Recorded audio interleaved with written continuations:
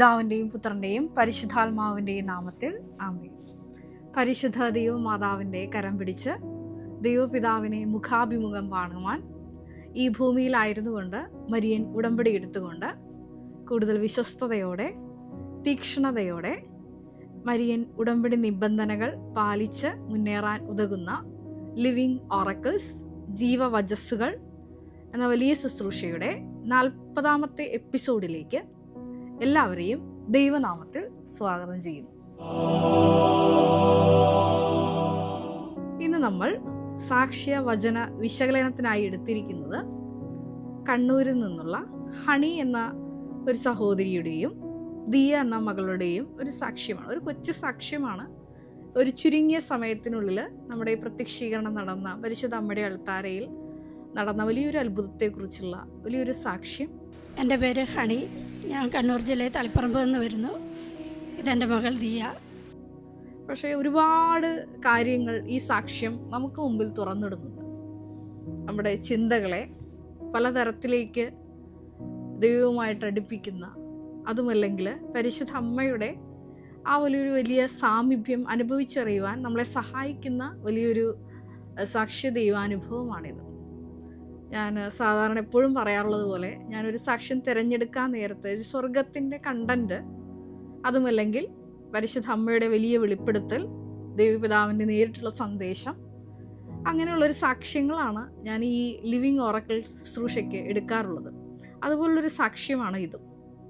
ഈ ഒരു സാക്ഷ്യം ആരംഭിക്കുന്നത് തന്നെ ഈ അമ്മ ഈ മകളുടെ വലിയൊരു ദൈവാനുഭവം പറഞ്ഞുകൊണ്ടാണ്, മറ്റൊന്നുമല്ലാതെ. ദൈവാനുഭവം ഇതാണ്. ഇവിടെ ഉടമ്പടി എടുക്കാൻ കാരണം എൻ്റെ മകൾക്ക് ചെറുതിലെ സ്കൂളിൽ 5ാം ക്ലാസ്സിൽ പഠിക്കുമ്പോൾ തൊട്ടേ എപ്പോഴും തലവേദനയും തലകറക്കുമൊക്കെ ആയിരുന്നു. സ്കൂളിൽ നിന്ന് ടീച്ചേഴ്സ് എപ്പോൾ എന്നെ വിളിക്കുമായിരുന്നു. ഞങ്ങൾ ഡോക്ടർമാരെ കൊണ്ട് കാണിച്ചപ്പോൾ ഒരു കുഴപ്പമില്ല എന്ന് പറഞ്ഞു. അങ്ങനെ സ്കൂളിൽ കണ്ണിൻ്റെ ഡോക്ടർ വന്നപ്പോൾ അവളെ ടെസ്റ്റ് അവർ നോക്കിയിട്ട് പറഞ്ഞു, മോൾക്ക് ഒരു കണ്ണിന് കാഴ്ചക്കുറവുണ്ടെന്ന് പറഞ്ഞു. അങ്ങനെ ഞങ്ങൾ അവളെ വേറെ ഹോസ്പിറ്റലിൽ കൊണ്ട് കാണിച്ചപ്പോൾ അവിടുത്തെ ഡോക്ടർ പറഞ്ഞു, ഇവൾ ഒരു കണ്ണിൽ മാത്രമേ ഉപയോഗിക്കുന്നുള്ളൂ, മറ്റേ കണ്ണ് ഉപയോഗിക്കുന്നില്ല. അതുകൊണ്ട് 99% ഉള്ള കണ്ണിൻ്റെ കാഴ്ചശക്തി പോയി എന്ന് ഡോക്ടർ പറഞ്ഞു. ഈ ഒരു ദുരിതത്തിലൂടെയും മകള് 5ാം ക്ലാസ് മുതൽ കടന്നുപോയിക്കൊണ്ടിരിക്കുന്നതാണ്. അങ്ങനെ ഇരിക്കുകയാണ് ഇപ്പോൾ ഈ മകൾ സാക്ഷ്യം പറയുമ്പോൾ ഈ മകൾ പഠിക്കുന്നത് 7ാം ക്ലാസ്സിലാണ്. അങ്ങനെയാണ് കണ്ണൂരിൽ നിന്ന് ഈ അമ്മ ഇവിടെ വന്ന് കൃപാസനത്തിൽ വന്ന് ഈ മകളുടെ പ്രത്യേകമായിട്ടുള്ള ഈ നൊമ്പരം മരിയൻ ഉടമ്പടിയിൽ ഒരു വിഷയമായിട്ട് എഴുതിയിട്ട് പ്രാർത്ഥിക്കുന്നത്. ഇത് പ്രത്യക്ഷീകരണ സന്നിധാനത്തിൽ ദിവ്യബലിയിൽ പങ്കെടുത്ത് പ്രാർത്ഥിച്ചുകൊണ്ടിരുന്നപ്പോൾ ഉണ്ടായ വലിയൊരു ദൈവിക ഇടപെടൽ കൂടിയാണ്. സാക്ഷ്യ ദൈവാനുഭവം ഈ അമ്മ പറയുന്നത് ഇപ്രകാരമാണ്.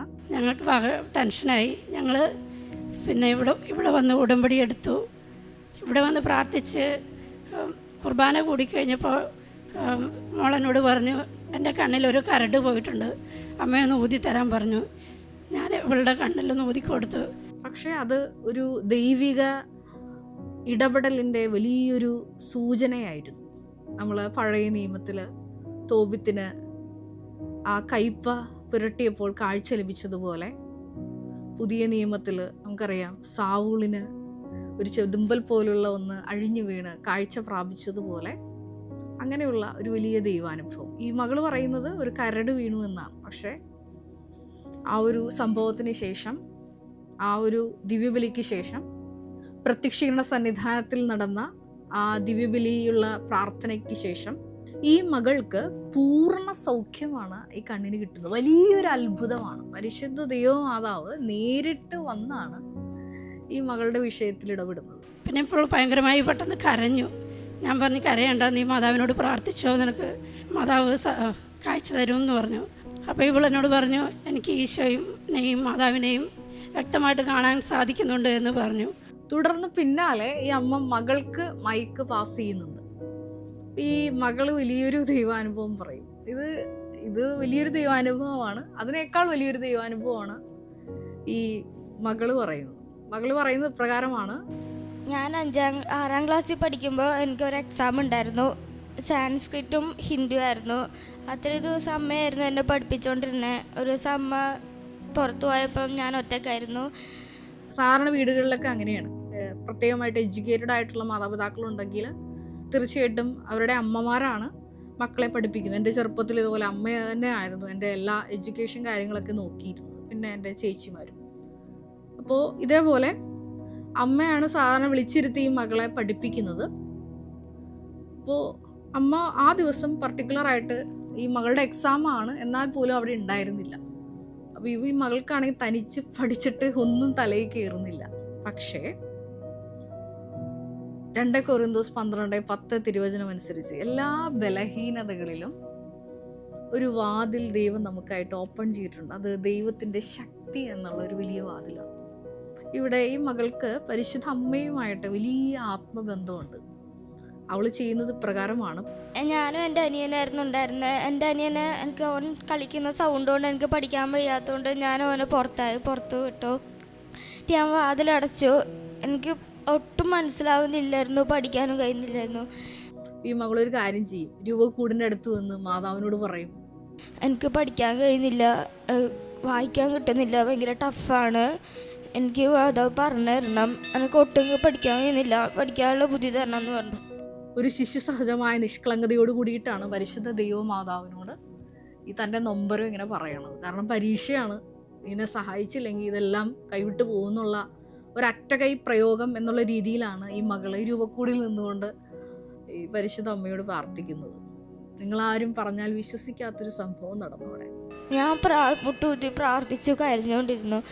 ഞാൻ റൂമിലേക്ക് കയറിപ്പോയി. ഞാൻ പ്രാർത്ഥിച്ചുകൊണ്ടിരിക്കുന്ന രൂപക്കൂട്ടിലേക്ക് നോക്കിയപ്പം ഒരു കുഞ്ഞു ഒരു തീപ്പാളം പോലെ താഴേക്ക് വീഴുന്നു. അപ്പം ഞാൻ അങ്ങോട്ട് ഓടിച്ചേർന്നു. അപ്പോഴത്തേക്ക് മാതാവ് അവിടെ നിൽക്കുന്നതാണ് കണ്ടുകൊണ്ടിരുന്നത്. മാതാവ് എന്നിട്ട് ഞാൻ മുട്ടുകുത്തി അവിടെ നിന്നു. ആ മകള് പറയുന്നുണ്ട്, അമ്മ 2 കൈകളും എടുത്ത് എൻ്റെ തലയിൽ ഇങ്ങനെ വെച്ചു. മാതാവ് എൻ്റെ തലയിൽ തൊട്ട് എന്നെ അനുഗ്രഹിച്ചു. എൻ്റെ തല ഫുള്ള് മാതാവിൻ്റെ കൈയായിരുന്നു. ആ മകളിങ്ങനെ ആ ഒരു എക്സ്പ്ലനേഷൻ, നിങ്ങളത് ഈ സാക്ഷ്യം കേൾക്കണം. എൻ്റെ താഴെ ഈ സാക്ഷ്യം പിൻ ചെയ്യുന്നുണ്ട്. പരിശുദ്ധ മാതാവ് എങ്ങനെയാണ് തൻ്റെ മക്കളെ സന്ധിക്കുന്നത്. അമ്പരത്തോടെ ആഗ്രഹത്തോടെ പ്രാർത്ഥിക്കുന്ന മക്കൾക്ക് പരിശുദ്ധ അമ്മ കുഞ്ഞുങ്ങൾക്ക് പ്രത്യക്ഷപ്പെടുന്ന. ഇതിനു മുമ്പ് ഒരുപാട് കുഞ്ഞുങ്ങളാണ് പരിശുദ്ധ അമ്മയെ കണ്ടു, ഈശോയെ കണ്ടു എന്നൊക്കെ ഇവിടെ അൾത്താരയിൽ സാക്ഷ്യം പറഞ്ഞിരിക്കുന്നു. അത്തരത്തിലൊരു സാക്ഷ്യം കൂടിയാണിത്. ഈ മകള് പറയുന്നുണ്ട്, എൻ്റെ ദേഹം ആകെ ഇങ്ങനെ തണുത്തുറഞ്ഞുപോയി. ഭയങ്കര തണുപ്പൊക്കെ ആയിരുന്നു. എനിക്ക് കയ്യും കാലൊക്കെ വിറത്ത് തണുത്തിരിക്കുമായിരുന്നു. അപ്പത്തേക്ക് ഞാൻ ഓടിപ്പോയി. അപ്പത്തേക്ക് മാതാവ് അവിടുന്ന് പോയായിരുന്നു. തുടർന്ന് ഈ ഒരു പ്രത്യക്ഷീകരണത്തെ സാധൂകരിക്കുന്ന ദൈവാനുഭവം ഈ മകളുടെ ജീവിതത്തിൽ ഉണ്ടാകുന്നു. എക്സാം കഴിഞ്ഞു. ഈ മകൾ പറയുന്നുണ്ട്, ഈ ഔട്ട് ഓഫ് 24 മാർക്സ് ആണ്. അതായത് ഈ സാൻസ്ക്രിറ്റിനും ഹിന്ദിക്കും ഈ മകൾക്ക് ഒന്നും അറിയില്ലാത്ത സബ്ജക്ട്സിന് പരിശുദ്ധ അമ്മ തന്നെ പകർന്നു കൊടുത്ത ജ്ഞാനത്താൽ ഈ മകള് പോയി എഴുതിയപ്പോൾ കിട്ടിയത്. ഈ ഒരു ദൈവാനുഭവം കേട്ടപ്പോൾ എൻ്റെ മനസ്സിലോട്ട് ഓടി വന്നത് ബാറൂഖ് പ്രവാചകന്റെ പുസ്തകത്തിലെ തിരുവചനമാണ്. ബാറൂഖ് 3:29-30 തിരുവചനങ്ങൾ. ആരാണ് സ്വർഗത്തിൽ കയറി അവളെ പിടിച്ച് മേഘത്തിൽ നിന്ന് താഴെ കൊണ്ടുവരുന്നത്? സമുദ്രം കടന്ന് അവളെ കണ്ടുപിടിച്ചത് ആര്? തനി സ്വർണം കൊടുത്ത് ആര് അവളെ വാങ്ങും? ബാറൂഖ് 3:29 തിരുവചനം ജ്ഞാനത്തെ അടിസ്ഥാനപ്പെടുത്തിയുള്ള തിരുവചനമാണ്. ആരാണ് സ്വർഗത്തിൽ കയറി മേഘത്തിൽ നിന്ന് അവളെ പിടിച്ചിറക്കി താഴേക്ക് കൊണ്ടുവരുന്നത്? ഈ മകൾ പ്രാർത്ഥിച്ചതും അമ്മയോട് പ്രാർത്ഥിച്ചതും അത് തന്നെയാണ്. അമ്മേ, എനിക്ക് പഠിക്കാൻ പറ്റുന്നില്ല, നീ ജ്ഞാനം തരണം, നീ എന്നെ പഠിപ്പിച്ചു തരണം. തുടർന്നുള്ള തിരുവചന ഭാഗങ്ങളിൽ ബാറൂഖ് പ്രവാചകന്റെ പുസ്തകത്തിൽ തന്നെ നമ്മൾ ഇപ്രകാരം വായിക്കുന്നുണ്ട്. ബാറൂഖ് 3:36-37 തിരുവചനങ്ങൾ. അവിടുന്ന് അറിവിലേക്കുള്ള എല്ലാ വഴികളും കണ്ടെത്തി അവളെ തൻ്റെ ദാസനായ യാക്കോബിന് താൻ സ്നേഹിച്ച ഇസ്രായേലിന് കൊടുത്തു. അനന്തരം അവൾ ഭൂമിയിൽ പ്രത്യക്ഷപ്പെടുകയും മനുഷ്യരുടെ ഇടയിൽ വസിക്കുകയും ചെയ്തു. അതെ, താൻ സ്നേഹിച്ച ഇസ്രായേലിന് അവളെ കൊടുത്തു, മനുഷ്യരുടെ ഇടയിൽ അവൾ നിലയുറപ്പിച്ചു. ഈ ഒരു സാക്ഷ്യ ദൈവാനുഭവം ഈ മകളുടെ കേട്ടപ്പോൾ എൻ്റെ മനസ്സിലോട്ട് ഓടി വന്നൊരു വചനമാണ്. വളരെ നിഷ്കളങ്കരമായ രീതിയിൽ ദൈവത്തെ അന്വേഷിച്ചപ്പോൾ ദൈവം ജ്ഞാനത്തിൻ്റെ വാതിൽ, അത് ബോധജ്ഞാനത്തിൻ്റെ സിംഹാസനമായ പരിശുദ്ധ അമ്മ പ്രത്യക്ഷപ്പെട്ടുകൊണ്ട് ജ്ഞാനത്തെ പകർന്നു കൊടുത്ത വലിയൊരു ദൈവാനുഭവം.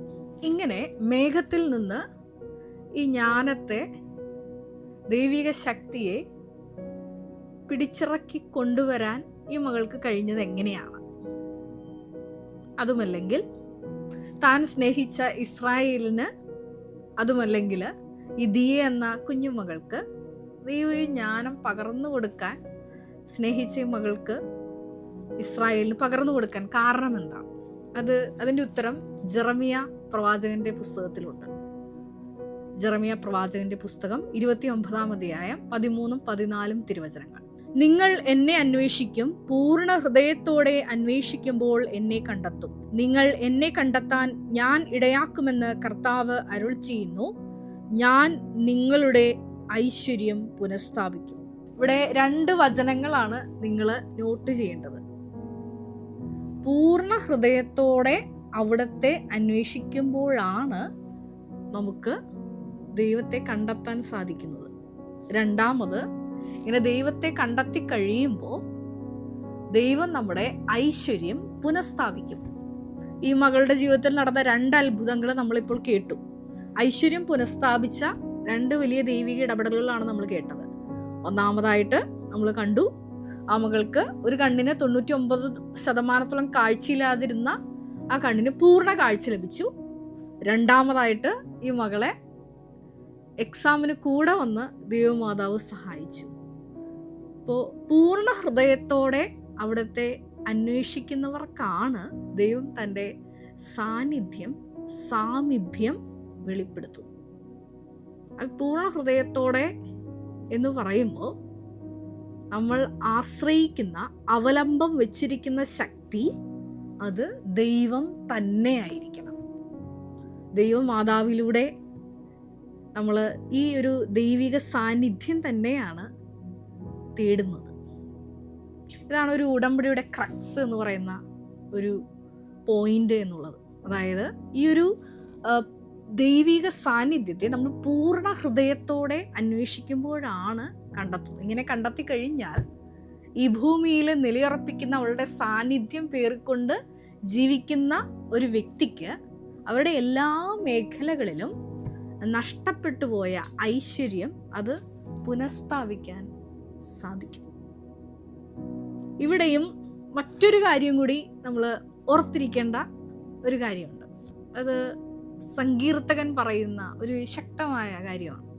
69-ാം സങ്കീർത്തനം 13-ാം തിരുവചനം. കരുണാസമ്പന്നനായ ദൈവമേ, അങ്ങേക്ക് ഉചിതമെന്ന് തോന്നുമ്പോൾ എനിക്ക് ഉത്തരമരുളണമേ. പലപ്പോഴും നമ്മുടെയൊക്കെ പ്രാർത്ഥനകൾ നമ്മളൊക്കെ ടൈം ദൈവത്തിന് ഇട്ട് കൊടുക്കും. പക്ഷേ അത് നമ്മളെ സംബന്ധിച്ചിടത്തോളം ഒരിക്കലും അത് ഒരു ആപ്റ്റ് ടൈം ആയിരിക്കില്ല. അതുകൊണ്ടാണ് സങ്കീർത്തകൻ പ്രാർത്ഥിക്കുന്നത്, ഉചിതമെന്ന് തോന്നുമ്പോൾ എനിക്ക് ഉത്തരമരുളണമേ. 5-ാം ക്ലാസ് മുതലാണ് ഈ മകളുടെ ഒരു സഫറിങ് തുടങ്ങുന്നത്. ഇപ്പോൾ ഈ മകൾ സാക്ഷ്യം പറയുമ്പോൾ ഇപ്പോൾ 7-ാം ക്ലാസ്സിലാണ് പഠിക്കുന്നത്. ഇന്ന് ആളുകളൊക്കെയും ഈ മകൾ പഠനത്തിലും അതുപോലെ തന്നെ കാഴ്ച സംബന്ധമായിട്ടുള്ള മറ്റു ബുദ്ധിമുട്ടുകൾ, തലകറക്കം, ഇങ്ങനെയുള്ള കാര്യങ്ങളെല്ലാം അനുഭവിച്ചുകൊണ്ടിരുന്ന ഒരു മകളാണ്. പക്ഷേ മരിയൻ ഉടമ്പടി വഴിയായപ്പോൾ പൂർണ്ണ ഹൃദയത്തോടെ ദൈവത്തെ കണ്ടെത്തി കഴിഞ്ഞപ്പോൾ ഉചിതമെന്ന് ദൈവമാതാവിന് തോന്നിയ സമയത്ത് മാതാവ് ആ ഫയലിൽ ഒപ്പിട്ട് ഈ മകളുടെ ഐശ്വര്യം തിരിച്ചു കൊടുക്കും. ഈ ഒരു സാക്ഷ്യം നിങ്ങൾ ശ്രദ്ധിച്ച് കേട്ടാൽ മനസ്സിലാകും.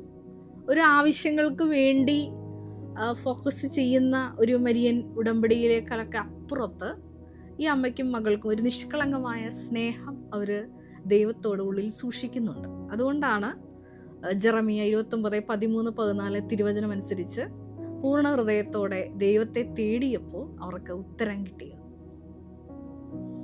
നമുക്കറിയാവുന്ന പോലെ ഓരോ പ്രത്യക്ഷീകരണ സന്നിധാനവും ഒരു സീലോഹ കുളമാണ്. നമ്മുടെ നഷ്ടപ്പെട്ട കാഴ്ചകൾ, നമ്മുടെ നഷ്ടപ്പെട്ട ഐശ്വര്യങ്ങൾ, ഇതൊക്കെ പുനഃസ്ഥാപിക്കുന്ന ഒരു ഇടമാണ് ഓരോ പ്രത്യക്ഷീകരണ മണ്ണും.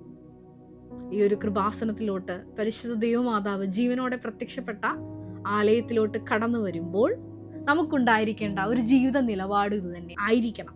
അതായത് പൂർണ്ണ ഹൃദയത്തോടെ, മറ്റൊന്നിലും അവലംബം വയ്ക്കാതെ, നീ തന്നെയാണ് എൻ്റെ ശരണം. മറ്റു വ്യക്തികളോ, ഞാൻ ആർജിച്ചെടുത്ത എൻ്റെ കപ്പാസിറ്റികളോ, എൻ്റെ ക്വാളിഫിക്കേഷൻസോ, എൻ്റെ ധനമോ പണമോ പ്രസക്തിയോ, ഇതൊന്നും നമ്മൾ അവലംബമാക്കരുത്. നമുക്കുണ്ടായിരിക്കുന്ന പ്രത്യേകമായിട്ടുള്ള കഴിവുകളിൽ നമ്മൾ ശരണം വെക്കരുത്. ദൈവത്തെ തന്നെ പൂർണ്ണ ഹൃദയത്തോടെ അവിടത്തെ തേടിയാൽ തീർച്ചയായിട്ടും ജെറമ്യ 29:13-14 തിരുവചനം അനുസരിച്ച് അവിടത്തെ കണ്ടെത്താൻ ഏറെ പ്രത്യേകമായിട്ട് മരിയൻ ഉടമ്പടി വഴിയാകുമ്പോൾ പരിശുദ്ധ ദൈവമാതാവൻ നമ്മളോട് കരുണ തോന്നി സമയച്ചുരുക്കത്തിൽ അത് സാധ്യമാകും. അത് എത്ര വലിയ കിറാമുട്ടിയായ വിഷയങ്ങളാണെങ്കിൽ പോലും അത് സാധ്യമാണ് എന്നാണ് അനുദിനം ഈ അൾത്താരയിൽ പറയുന്ന സാക്ഷ്യങ്ങൾ നമ്മളോട് വിളിച്ചോതുന്നത്. ഒരു നിമിഷം നമുക്ക് കണ്ണുകളടയ്ക്കാം.